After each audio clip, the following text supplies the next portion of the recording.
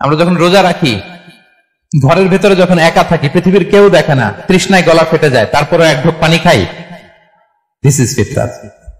ইজহার আর রেদা পরে লাব্বাইক লাব্বাইক বলে আরাফাতের ময়দানে কাঁদি, এক সত্তাকে ডাকি, তিনি কে? দিস ইজ ফিতরাত। তাহলে নিজেকে আল্লাহর কাছে পূর্ণরূপে সমর্পণ করাটাই হচ্ছে ফিতরাতের দাবি। সুনান ইবনে মাজার একটা হাদিস শোনাই। রাসূল সাল্লাল্লাহু আলাইহি ওয়াসাল্লাম এক সাহাবাকে বললেন, ইদা আখাযতা মাদজাআকা আও আওয়াইতা ইলা ফিরাশিক ফাকুল। এক লোক রাসূল সাল্লাল্লাহু আলাইহি ওয়াসাল্লাম বললেন, তুমি যখন রাতে বিছানায় ঘুমোতে যাও তখন একটা দোয়া পড়বে। আমরা তো শুধু একটা দোয়াই পড়ি, বিসমিকা আল্লাহুম্মা আমুতু ওয়া আহইয়া, এটা পড়েন আপনারা না? আল্লাহুম্মা বিসমিকা আমুতু ওয়া আহইয়া, এই একটা দোয়াই পড়ি। কিন্তু রাসূল সাল্লাল্লাহু আলাইহি ওয়াসাল্লাম ঘুমের আগেও আরো চমৎকার চমৎকার অনেক দোয়া পড়তেন। ওই সাহাবীকে বিষ্ণু সাল্লাল্লাহু আলাইহি ওয়াসাল্লাম বললেন, ইদা আওয়াইতা ইলা ফিরাশিক, তুমি যখন রাতে বিছানায় ঘুমোতে যাবা তুমি এই দোয়াটা পড়বা। দোয়াটা কি? আল্লাহুম্মা ইন্নী আসলামতু ওয়াজহি ইলাইক ওয়া ফাওয়াদতু আমরি ইলাইক ওয়া আলজাতু যহরি ইলাইক রাগবাতান ওয়া রাহবাতান ইলাইক লা মালজা ওয়া লা মানজা মিনকা ইল্লা ইলাইক আল্লাহুম্মা আমানতু বিকিতাবিকাল্লাযী আনসালতা ওয়া নাবিয়্যিকাল্লাযী আরসালতা।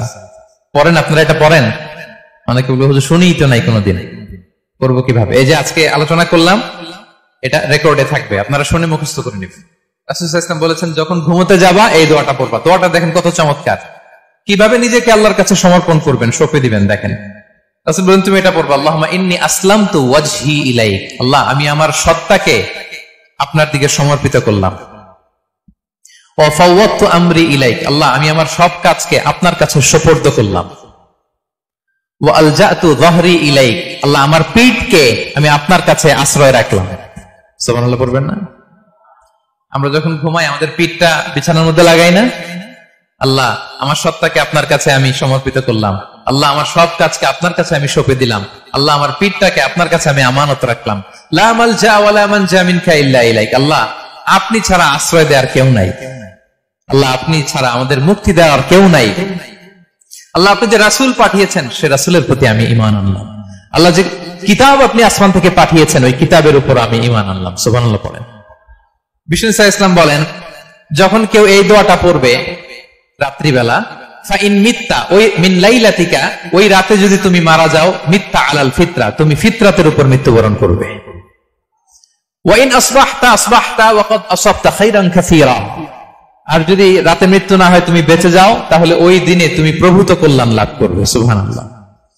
তাহলে বলেন এই দোয়াটা পড়ার দরকার আছে না নাই? এই দোয়াটা যদি কেউ পড়ে সে মারা গেলে ওই রাতে ফিতরাতের উপর মারা যাবে। ফিতরাতের প্রথম অর্থ কি বলছিলাম? সবাই বলতে হবে, কি বলছিলাম? তাহলে এই দোয়া পরে রাতে মারা গেলে সে মুসলিম হয়ে মারা যাবে, ঠিক কিনা?